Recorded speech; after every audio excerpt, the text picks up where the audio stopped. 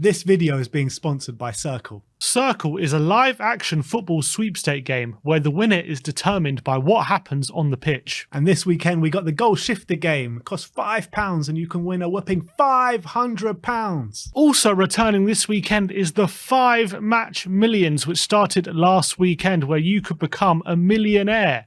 How this works is you choose 5 lucky numbers, one for each of the 5 games picked.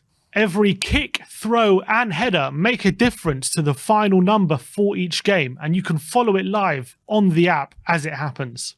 Match one number and win money. The more you match, the more money you win. And if you match all 5, you become a millionaire. Another bonus is you can refer a friend to get a free entry to the 5 Match Millions. Use the code on screen now, WeAreTottenhamTV, and when you refer a friend, you get a free entry to the 5 Match Millionaire. You have to be over 18 and a UK resident to play. Please gamble responsibly. A big battle for the top 4. Newcastle currently sit inside the top 4. If we win, we go level on points with them. We'll go level of points. Newcastle will have a game in hand, but that game in hand is against Brighton at home, which has actually just been rescheduled for late April in May. So look, there's no guarantee obviously they win that game, but we have to win essentially. Yes, I think a draw is not good enough in this scenario. We have to go to St James's Park and get all 3 points. I mean, if the task of going to St James's Park isn't daunting enough, going there and needing 3 points, the way we're playing and the way we're folding every single game at the moment, I mean, I'm lost for words. I'm really lost for words because I can't see any way that we could go up there and get 3 points. Neither can I, to be honest. They're so aggressive. That's the big thing for me. When I look at the teams, it's not even necessarily, as much as they do probably have a better team than us right now, considering how we're playing. I don't even think it's like I look at their team and think, oh my God, how are we going to deal with their quality? There's no one actually I look at their team I'm like really scared of in terms of like hurting us. But what they have is a team spirit. They have aggression and they have that mentality that they never give up. They're going to put you under pressure, and it's going to be very hard to deal with. Especially with the St James's crowd behind them. That's what I'm scared about, because that is what has been our undoing of the last few weeks, especially against the likes of Southampton, the likes of Everton. I wouldn't say so much Bournemouth, that was all just our own doing, but like Southampton and Everton, it wasn't even like our mistakes that was cost us. What cost us was crumbling under the pressure. That is what cost us, and just succumbing to lesser sides because they were more aggressive than us. And we know Newcastle have dialed that aggression this season up to a 10, basically, especially with the likes of Joel Linton, Bruno Guimaraes in the team. And I just feel like they're gonna basically pen us in. And it's going to be very difficult for us to find any sort of outball, any sort of counterattacks. It's going to be interesting with if I don't know if Longley actually is injured. We'll hear from Stellini in about half an hour, I guess, of the state, because he went off injured at last game. Haven't really heard any news, have we, about him? No, so yet. He might be injured if he not. It looked like muscular or hamstring or something. So I do imagine he's going to be out. If he is out, it's going to be very interesting to see what Stellini does, because this could be an opportunity for him to actually change formation and actually give it a go and try something new in it. And if he does that, in my opinion, I'm not saying it's guaranteed to work, but it could spring a bit of a surprise on Newcastle. The thing is, if you go, what you're thinking like a back 4. Maybe, yeah. If we do go a back 4, Porro at right back, Dyer in a back 4 at centre back, and Perisic at left back, I mean, I think that's a recipe for disaster. It is, but the back 3 system right now is also it's not standing up to the pressure right now. So maybe it might be a case of try and outscore the opposition with our superior attacking. Maybe that's the best way. We know Newcastle's defence is really strong, and so they're probably going to be more solid than us. Look, either way, it's tough for me to see a victory. I think we need 3 in the middle, though. I think we need to play midfield, which can combat with them and try and... Because I was actually looking at Aston Villa last week, and I was looking at their average position, and what they really did was essentially... They had 4 centre mids on. They had McGinn, Buendia, Jacob Ramsey, and Dendoncker all in the centre, Mm-hmm. and they just hounded Newcastle. And they didn't even have a lot of width. They just stuck Watkins up front and on his own. Had 4 centre mids. They got the width from their fullbacks in Young and Moreno, and they just hounded Newcastle. Didn't let them play. And I feel like we need to add an extra centre mid in there, or at least maybe have Kulusevski in there or something to make up the numbers and combat Newcastle. And that's the best way. I think we're really going to make sure that they're not penning us in all the time, and we maybe have some control in possession at times. Because I think if we just go with Sarr and Skip, with Skip and Højbjerg, I think we're going to get penned in. We're not going to have any outballs at all, and we're not going to be able to keep possession. They're just going to be able to pen us in and just wait for the opportunity. A bit like what they did against Man United, just wait for that opportunity to arise to score. Fact of the matter is, we can play any system we want. If we don't have the fundamentals, and if we collapse, then we're just going to collapse. And regardless of what system we play, it's going to be the same outcome. But if you look at the form of the two teams coming into it, what have we got here? So it's funny enough, Newcastle, they looked like they were stuttering, didn't it? And then they just turned it around, went on firing form, but then got absolutely battered, as you say, last week by Aston Villa. Is that crack starting to show, starting to appear again for Newcastle? It's an interesting one, actually, because there is a case to say that, yes, there are some cracks starting to appear for Newcastle, because they've actually, the last 3 games, they've actually been starting really slowly. Yeah. Against West Ham, they were they could have easily been a couple of goals down before they went on and scored 5. Brentford, they missed a penalty and they were 1-0 down in the first half as well, and it could have easily been more than a goal. They ended up turning it around in the second half, but they probably you could argue got a tad lucky to have won that game. They went 2-1 up, but Brentford piled on the pressure late on as well and could have easily equalised, and it could have easily been more than 1-0 in the first half. And then against Aston Villa, they were 1-0 down in the first half, and then in the second half they made some changes and they didn't work, and they ended up getting absolutely out tactic. So maybe there are a few cracks showing. I mean, at home it's a bit different. Those are all away games against West Ham, Brentford, and Villa. Those are all away games. The last home game they battered Man United 2-0. They did scrape past Wolves in a home game recently, which could have easily ended in a draw. But they don't look like losing too many games apart from that Villa game, especially at home.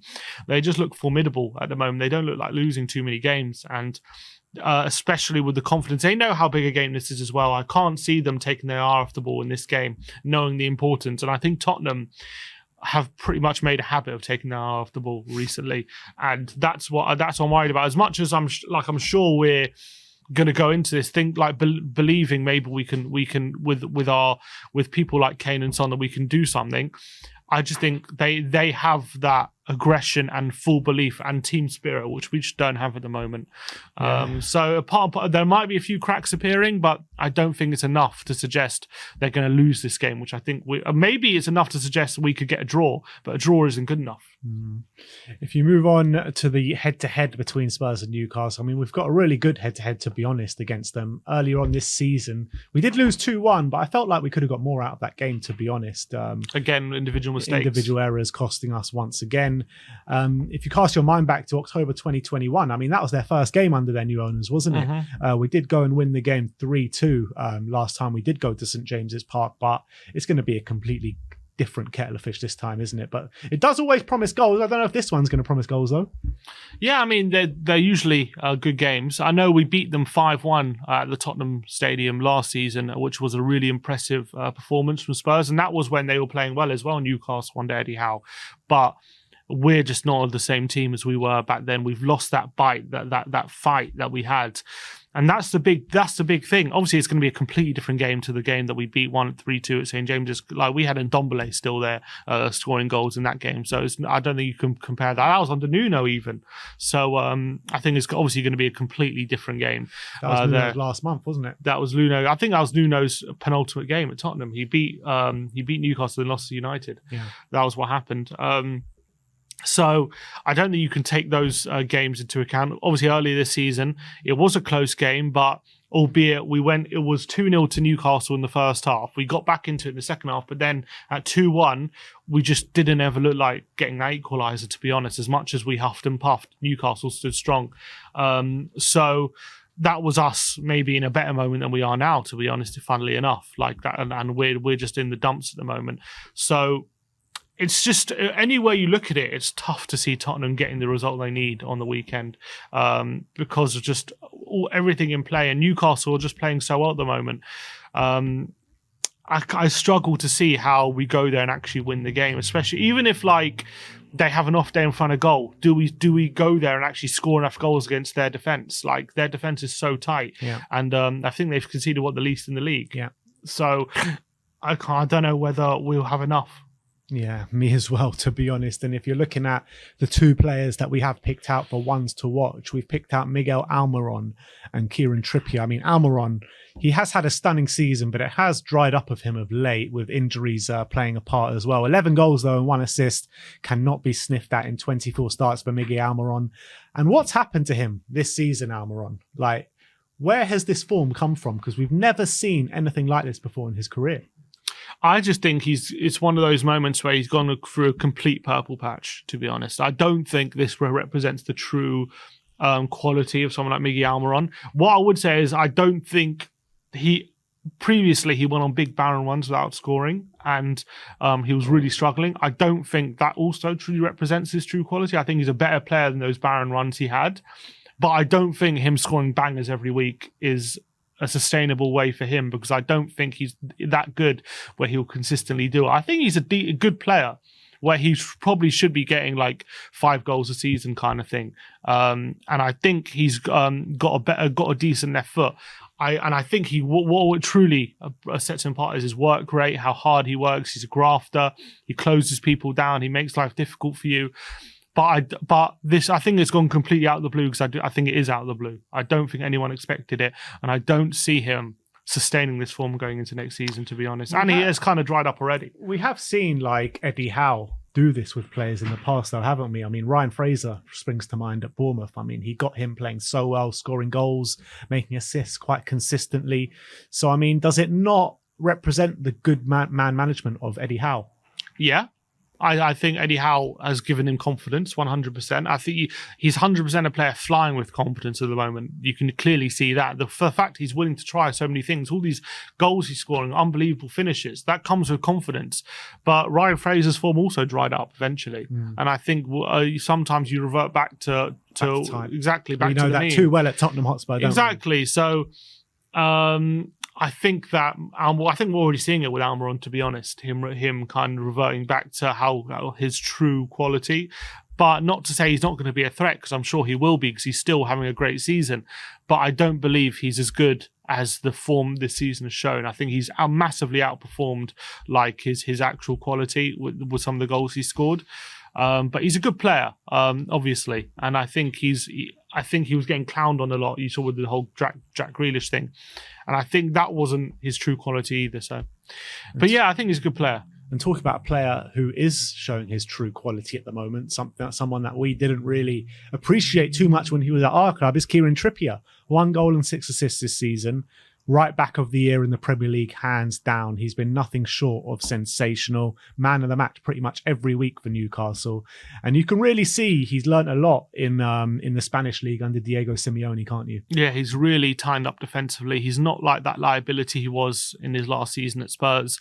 I think it's probably one of our biggest regrets, to be honest. When you have someone with that kind of quality, crossing-wise, and his ability to create chances, I think we just let go of it so easily. And I know that defensively in his last season at Tottenham, he was a massive liability, but I guess we took for granted his quality because we haven't found that quality since, let's be honest. And it's so hard to find. And us as a fan base pretty much chased him out of the club. And we did, and that was, we never should have done that, clearly. We're going to live to regret it, to be honest, and we still do regret it, I think, considering how well he's done. He's won a La Liga, and now he's one of the best if not the best right back on form this season. And, he consistently starts for England as well.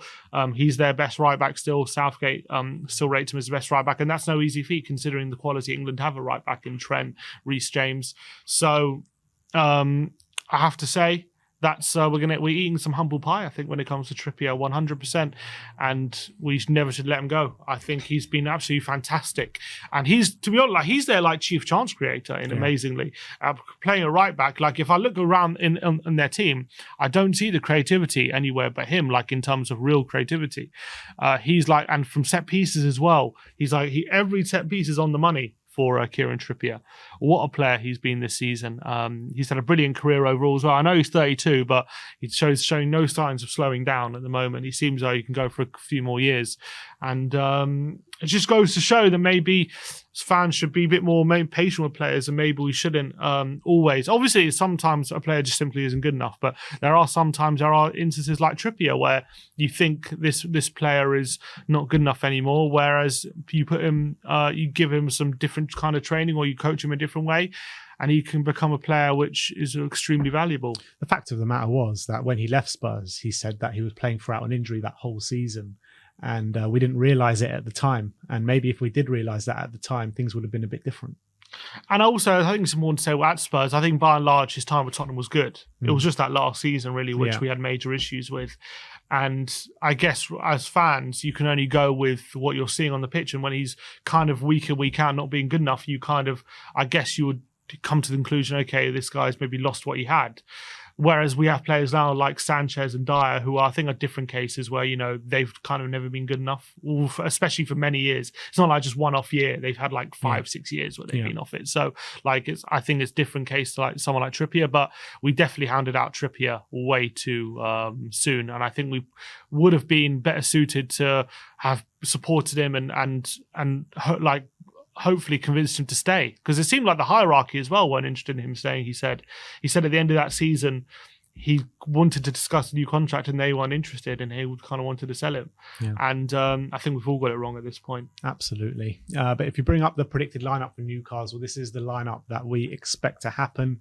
So Maximan, Fraser and Kraft out injured. I mean, Maximan being out injured is a big plus for us because he'll definitely cause us trouble down that side. But when you're looking at that defence, I mean, Trippier, Shah, Botman and Burn. First of all, let's talk about Sven Botman, because he was a player that we were linked with before he joined Newcastle, and another one we seem to have missed the trick on. Yeah, he's done absolutely brilliant. There were concerns, I remember, when Spurs were going for him. Oh, is he suited to the Premier League? There's always concerns, but then other teams just go in and then he turn out into stars. And then, you know, he's very tall, but is that leading to a lack of pace? But he's been absolutely brilliant, I have to say. I think it helps that he has Dan Burn next to him in a way, because Dan Burn doesn't really fire forward much, and so he does have that protection. And same with Burn, it helps that he's got Botman next to him. They're both kind of very close to each other, and they're both very tall, very physical. They dominate any aerial duel between them. I think that helps, but he's been absolutely brilliant. Would he have worked in Tottenham's back three? I think he would have been better than Davis or Longley in that position, 100%. We could have done with him. In a perfect world, are there better players who maybe are more aggressive but don't have that lack of pace potentially? But he's done absolutely wonders at Newcastle. They've really created that defensive organisation with him at the forefront. His defensive quality is fantastic. His reading of the game is brilliant. He's so strong as well. Aerially, he's really strong in the tackle. And on the ball as well, underrated player. He's got quite good composure. So is it someone who I'd say I'm really angry that Tottenham didn't get? I'm not saying that he's not better than what we have. He is. But I still think Tottenham could do better than him, as much as he's been brilliant. I do think now Tottenham could sign a player in terms of it playing in an attacking system that could be better suited to us than Botman. But Botman is 100% better than what Spurs have now, and he's been absolutely fantastic for Newcastle. And Eddie Howe has done brilliant to coach that back five to be the best in the league, 100%. And in terms of that three-man midfield, I mean, we touched on it before, but how the hell do we combat that three-man midfield with our Højbjerg and Skip? Because Bruno Guimaraes, absolutely top player. Willock and Longstaff, I mean, not on that level, but playing well at the moment, and they definitely put their effort in for the team, don't they? Definitely, they non-stop running. Willock is a bit of like a mini Gigi Wijnaldum in a way. He's like he's quite bright on the ball. The disrespect to Gigi Wijnaldum there. He's a mini Gigi Wijnaldum. He's a mini Gigi Wijnaldum light, basically. He's like good. He's a good dribbler, decent finisher. decent close control, but what really sets him apart is he marries that with an insatiable work rate. He never stops running pretty much throughout the whole game, and he's got good pace, good strength, and he's an absolute pest for anyone playing against him. He's so difficult to shake off. Defensively, he puts in the hard yards, but he also has that pace to also take you on and get beyond you and create spaces in the final third, and that has been his he doesn't get loads of goals and assists, but he's always a nuisance. He always creates chances. He creates chaos a bit, Joe Willock. That's been his strength. Sean Longstaff is a good player. Again, it's a bit like Scott McTominay. He's not amazing in anything, but he's like a decent passer. He's got decent awareness. Defensively, he's quite strong. And recently, he's actually started to add a few late runs into the box as well and started to get on the score sheet a bit, or at least get shots on target. But he's not like amazing, but he's a very functional midfielder who kind of never lets you down, but also is never going to like boss a game by himself. But he like allows you as like a solid, consistent level performance. So that's why Eddie Howe likes him. And then, he'll be probably the first guy that they upgrade on. Yeah, you'd probably think so. Someone like him, or maybe there's Johnny was saying from Newcastle Fan TV, saying maybe someone like Dan Burn, left back, and then Bruno Guimaraes. He's just absolute star quality. He's the real linchpin in that midfield. Without him, I don't think that midfield, the glue to that midfield, is as strong. And I think because he marries real good technical ability with unbelievable work rate as well. He's so strong in the challenge. He never gives you a moment's rest. But on the flip side, when in the final third, he's more likely to pick a lock. He's the one with amazing technical passing ability where he really knits the play together. He's a playmaker. He's so good, Bruno Guimaraes. And he's the one where if Skip and Højbjerg are just running around like headless chickens trying to break up the play, when it comes to Willock and Longstaff, I can see them competing.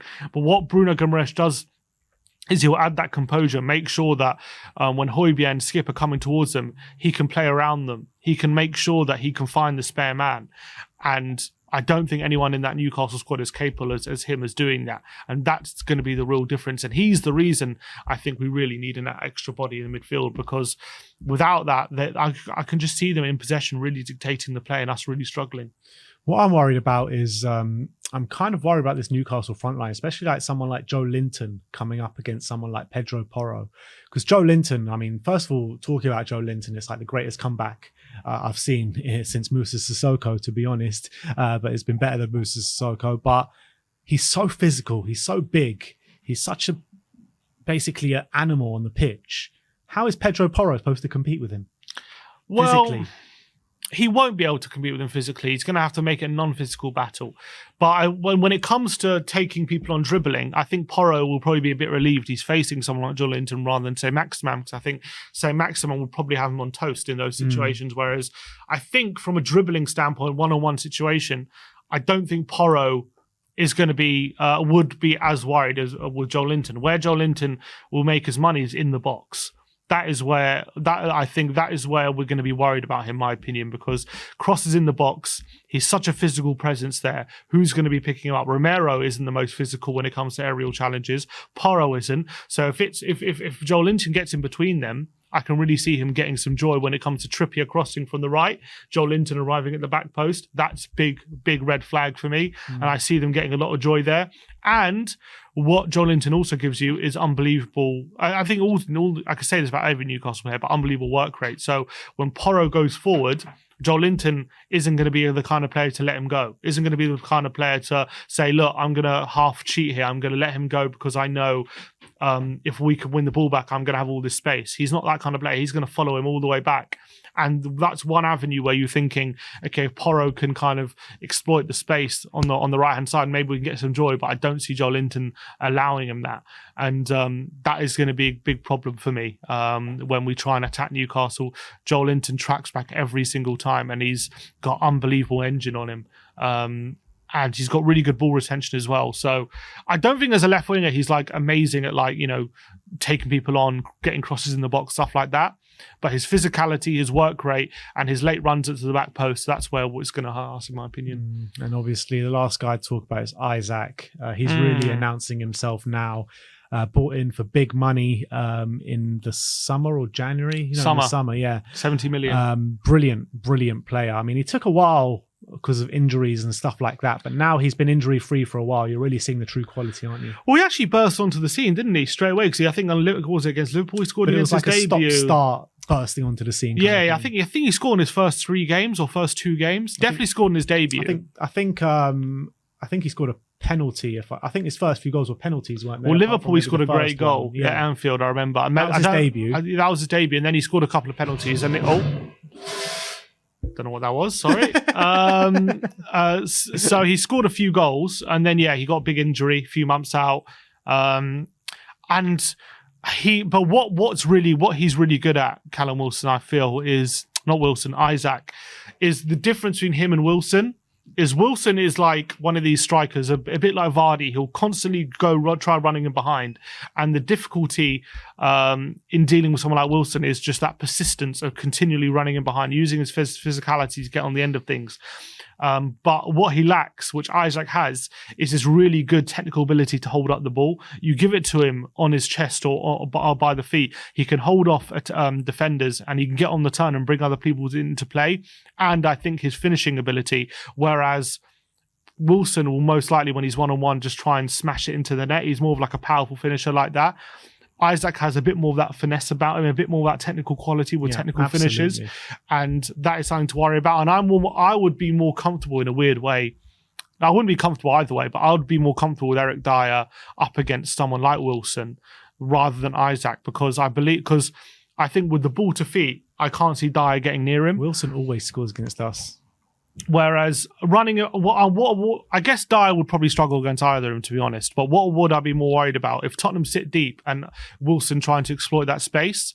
If we're sitting deep, essentially what I'm trying to say is if we're sitting deep, I'm less worried about Wilson running in behind us than I am about having someone like Isaac getting the ball to feet and not being able to get the ball off him when we're sitting deep, because that's where they're really going to hurt us. And I remember, watching just that Leicester game, how Iheanacho was taking on Dyer, he just wasn't able to get near him. That's why I'm worried about Isaac. Like if Isaac in that position there, again, like that Leicester position where Iheanacho was, who would I be more worried about in that position, Isaac or Wilson? And it's definitely Isaac for me.